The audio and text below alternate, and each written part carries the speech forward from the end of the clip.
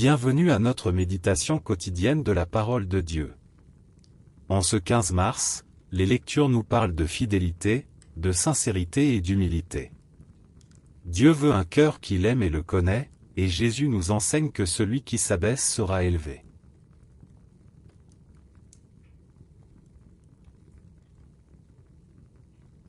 Première lecture. Lecture du premier livre de Samuel.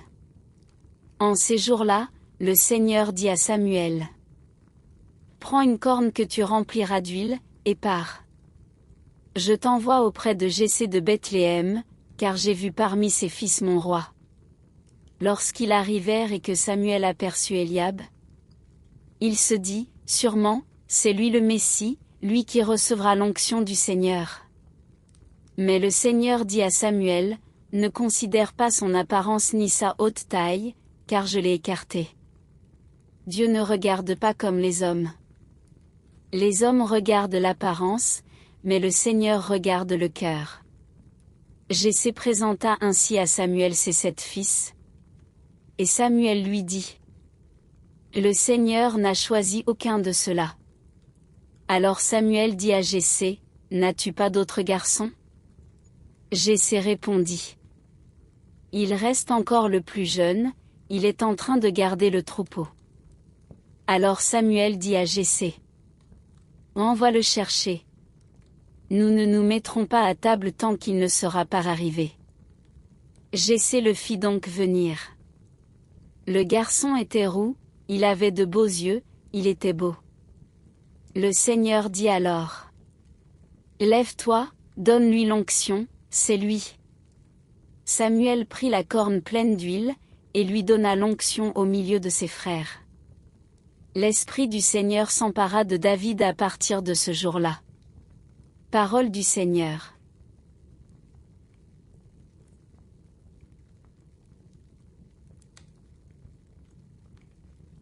Et maintenant, nous allons faire la lecture du psaume responsorial. La réponse du psaume sera: Le Seigneur est mon berger. Rien ne saurait me manquer.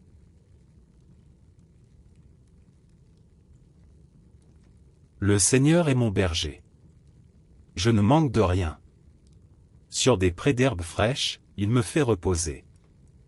Réponse: Le Seigneur est mon berger, rien ne saurait me manquer. Il me mène vers les eaux tranquilles et me fait revivre, il me conduit par le juste chemin pour l'honneur de son nom. Réponse: Le Seigneur est mon berger, rien ne saurait me manquer. Si je traverse les ravins de la mort, je ne crains aucun mal, car tu es avec moi. Ton bâton me guide et me rassure. Réponse: Le Seigneur est mon berger, rien ne saurait me manquer. Tu prépares la table pour moi devant mes ennemis. Tu répands le parfum sur ma tête, ma coupe est débordante. Réponse: Le Seigneur est mon berger, rien ne saurait me manquer. Grâce et bonheur m'accompagnent tous les jours de ma vie. J'habiterai la maison du Seigneur pour la durée de mes jours. Réponse: Le Seigneur est mon berger, rien ne saurait me manquer.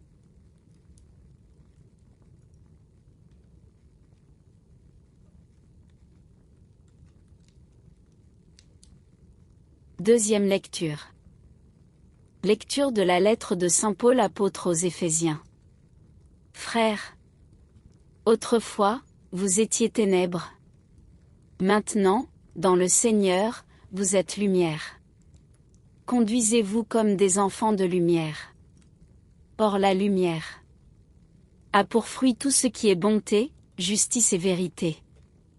Et sachez reconnaître ce qui est capable de plaire au Seigneur. Ne prenez aucune part aux activités des ténèbres. Elles ne produisent rien de bon, démasquez-les plutôt. Ce que ces gens-là font en cachette, on a honte même d'en parler. Mais tout ce qui est démasqué est rendu manifeste par la lumière, et tout ce qui devient manifeste est lumière. C'est pourquoi l'on dit: Réveille-toi, ô toi qui dors. Relève-toi d'entre les morts, et le Christ t'illuminera. Parole du Seigneur.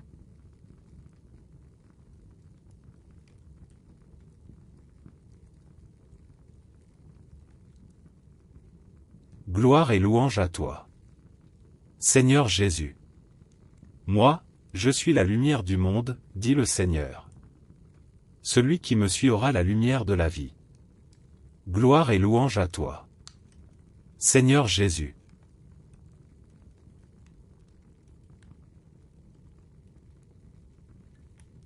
Évangile de Jésus-Christ selon saint Jean. En ce temps-là, en sortant du temple, Jésus vit sur son passage un homme aveugle de naissance. Il cracha à terre.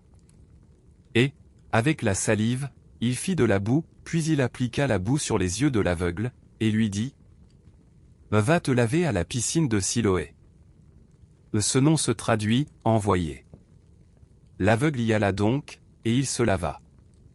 Quand il revint, il voyait. Ses voisins, et ceux qui l'avaient observé auparavant, car il était mendiant, dirent alors : N'est-ce pas celui qui se tenait là pour mendier ? Les uns disaient : C'est lui. Les autres disaient : Pas du tout, c'est quelqu'un qui lui ressemble. Mais lui disait : C'est bien moi. On l'amène aux pharisiens, lui, l'ancien aveugle. Or, c'était un jour de sabbat que Jésus avait fait de la boue et lui avait ouvert les yeux. À leur tour, les pharisiens lui demandaient comment il pouvait voir. Il leur répondit : Il m'a mis de la boue sur les yeux, je me suis lavé. Et je vois. Parmi les pharisiens, certains disaient : Cet homme-là n'est pas de Dieu, puisqu'il n'observe pas le repos du sabbat. D'autres disaient : Comment un homme pécheur peut-il accomplir des signes pareils ? Ainsi donc ils étaient divisés. Alors il s'adresse de nouveau à l'aveugle. Et toi, que dis-tu de lui ? Puisqu'il t'a ouvert les yeux. Il dit : C'est un prophète. Ils répliquèrent : Tu es tout entier dans le péché depuis ta naissance.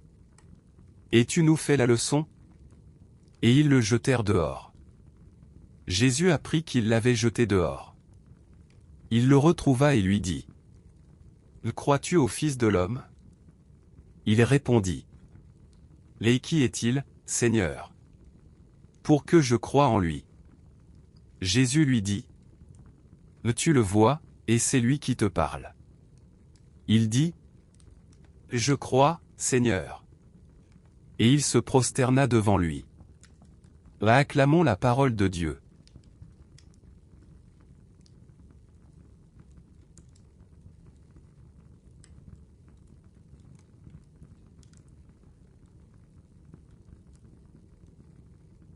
La première lecture nous rappelle que Dieu ne cherche pas des sacrifices extérieurs, mais une fidélité sincère. Je veux la fidélité, non le sacrifice. Cette parole est un appel à une relation vivante avec Dieu, fondée sur l'amour et la connaissance de lui. Le psaume exprime la même vérité, le sacrifice qui plaît à Dieu, c'est un cœur brisé et repentant. Ce n'est pas la quantité de nos pratiques religieuses qui compte, mais la qualité de notre relation avec lui.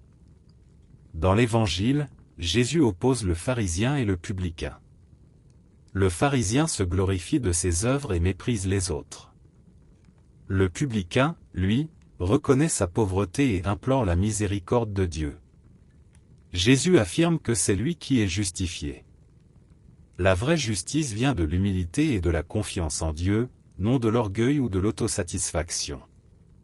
Aujourd'hui, la parole nous invite à examiner nos cœurs. Sommes-nous comme le pharisien, satisfaits de nos pratiques mais fermés à la miséricorde ? Ou comme le publicain, conscients de nos limites et ouverts à l'amour gratuit de Dieu ? La conversion sincère, l'humilité et la fidélité sont les chemins qui nous conduisent à la vie. Dans un monde où l'apparence et la performance sont souvent valorisées, Jésus nous rappelle que Dieu regarde le cœur. Ce qu'il attend de nous, c'est une foi vivante, une fidélité sincère et une humilité qui ouvrent à sa grâce.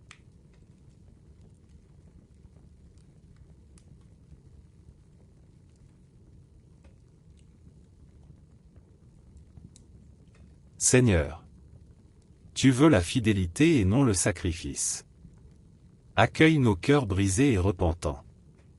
Apprends-nous l'humilité du publicain. Et délivre-nous de l'orgueil du pharisien.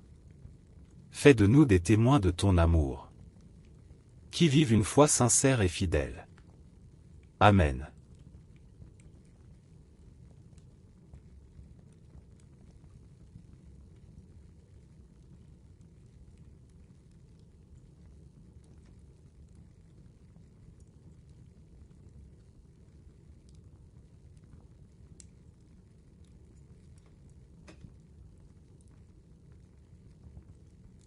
Que le Seigneur vous bénisse et vous garde. Qu'il fasse briller sur vous son visage et vous donne la paix. Au nom du Père, du Fils et du Saint-Esprit. Amen. Merci d'avoir prié avec nous aujourd'hui. Abonnez-vous à cette chaîne pour continuer à marcher chaque jour avec la parole de Dieu.